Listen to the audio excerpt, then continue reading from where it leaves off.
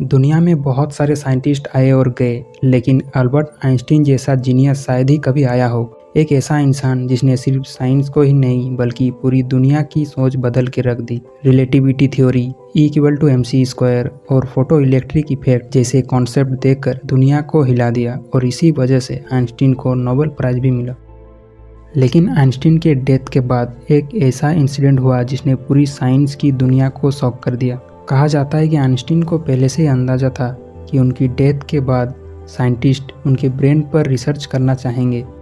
इसीलिए उन्होंने इंस्ट्रक्शन दिया था कि उनके शरीर को जल्दी से जल्दी दफन कर दिया जाए ताकि कोई उनके बॉडी पार्ट्स का गलत इस्तेमाल ना कर सके। लेकिन हुआ वही जो आइंस्टाइन नहीं चाहते थे। 13 अप्रैल 1995 को प्रिंसटन हॉस्पिटल में आइंस्टीन की डेथ हुई। डेथ के बाद उसी हॉस्पिटल के एक डॉक्टर ने सीक्रेटली उनका ब्रेन निकाल लिया और उस डॉक्टर का नाम था डॉक्टर हार्वे। हार्वे एक पैथोलॉजिस्ट था और वो आइंस्टीन के ब्रेन को स्टडी करना चाहते थे। उसे लगता था कि शायद इस जीनियस के ब्रेन में ऐसे राज छुपे हैं जो ऑर्डिनरी ह्यूमन से बिल्कुल अलग हो। जब हॉस्पिटल अथॉरिटीज को पता चला कि हार्वे ने बिना प्रॉपर परमिशन के आइंस्टीन का ब्रेन रिमूव कर लिया है तो तुरंत हॉस्पिटल से उसे निकाल दिया गया। लेकिन हार्वे इतना ऑब्सेस्ड था कि किसी भी चीज की परवाह किए बिना उसने आइंस्टीन के ब्रेन को प्रिजर्व करके अपने पास रख लिया। बाद में हार्वे ने आइंस्टीन के बेटे हंस अल्बर्ट आइंस्टीन को कन्विंस किया कि अगर ब्रेन पर रिसर्च किया जाए तो साइंस को इससे बहुत ज्यादा फायदा हो सकता है और इवेंचुअली उसे परमिशन भी मिल गई। उस दिन के बाद शुरू हुई अल्बर्ट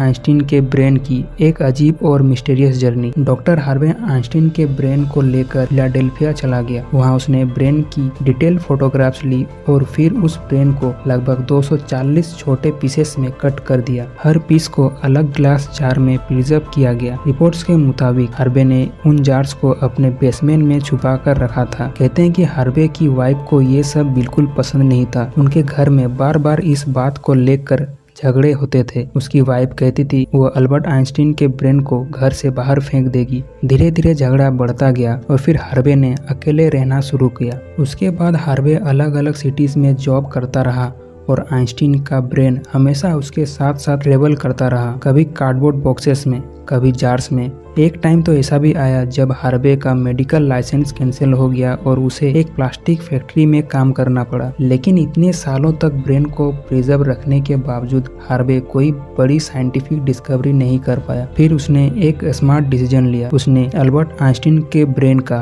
अलग अलग सैंपल्स दुनिया भर के टॉप न्यूरोलॉजिस्ट और न्यूरो साइंटिस्ट को भेजना शुरू किया ताकि इस ब्रेन के ऊपर एक प्रॉपर रिसर्च हो सके। और फाइनली आइंस्टीन के डेथ के लगभग 30 साल बाद 1985 में पहले इम्पोर्टेंट रिसर्च पेपर पब्लिश। अगले कई सालों तक साइंटिस्ट आइंस्टीन के ब्रेन पर स्टडीज की और कुछ इंटरेस्टिंग चीजें सामने आई। रिसर्चर्स ने नोटिस किया कि आइंस्टीन के ब्रेन का एक पार्ट कॉर्पस कॉलोसम एक ऑर्डिनरी ह्यूमन से ज्यादा डेवलप था। अब क्वेश्चन ये है कि कॉर्पस कॉलोसम होता क्या है। ह्यूमन ब्रेन दो हिस्सों में डिवाइड होता है, एक लेफ्ट ब्रेन और एक right brain. Generally left brain logical thinking, mathematics और कैलकुलेशन को कंट्रोल करता है, जबकि राइट ब्रेन क्रिएटिविटी, इमेजिनेशन और विजुअलाइजेशन को कंट्रोल करता है और इन दोनों हिस्सों को आपस में जोड़ता है कॉर्पस कॉलोसम।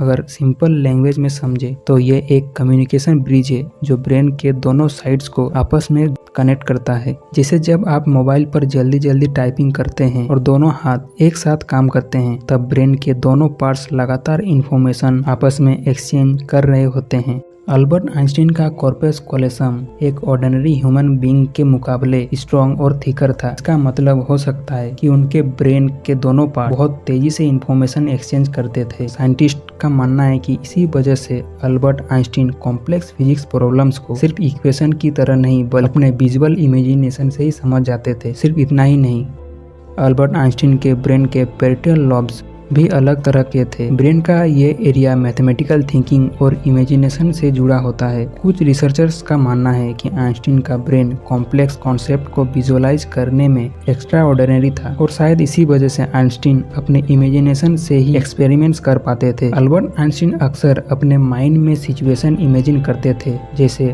अगर मैं लाइट बीम के साथ ट्रेवल करूं तो क्या होगा, और इसी इमेजिनेशन ने बाद में रिलेटिविटी थ्योरी को दुनिया में लाया। अब सबसे बड़ा क्वेश्चन था, क्या आइंस्टीन शुरू से ही जीनियस था या फिर उनका ब्रेन बाद में डेवलप हुआ। रिसर्चर्स के मुताबिक अल्बर्ट आइंस्टीन बचपन में एक शांत इंट्रोवर्ट किस्म के थे। वो नॉर्मल बच्चों की तरह ज्यादा बात नहीं करते थे, लेकिन उनकी किसी भी नई चीज के बारे में जानने की इच्छा बहुत ज्यादा रहती थी। वो हर चीज के पीछे का रीजन जानना चाहते थे। स्कूल में उन्हें पढ़ना बिल्कुल पसंद नहीं था। अपने क्लास के बुक्स को पढ़ना उनको बोरिंग लगता था, लेकिन सिर्फ मैथमेटिक्स को समझना उन्हें अच्छा लगता था। कहते हैं जब आइंस्टीन 12 साल के थे तब उन्होंने एक जियोमेट्री की बुक पढ़ी और सिर्फ कुछ ही टाइम में डिफिकल्ट कॉन्सेप्ट्स अपने आप ही समझ लिए। 14 साल की एज तक वो इंटीग्रल और डिफरेंशियल कैलकुलस को भी समझने लगे थे और फिर सिर्फ 26 साल की एज में आइंस्टीन ने 4 ऐसे रिसर्च पेपर पब्लिश किए जिन्होंने साइंस की दुनिया ही बदल दी।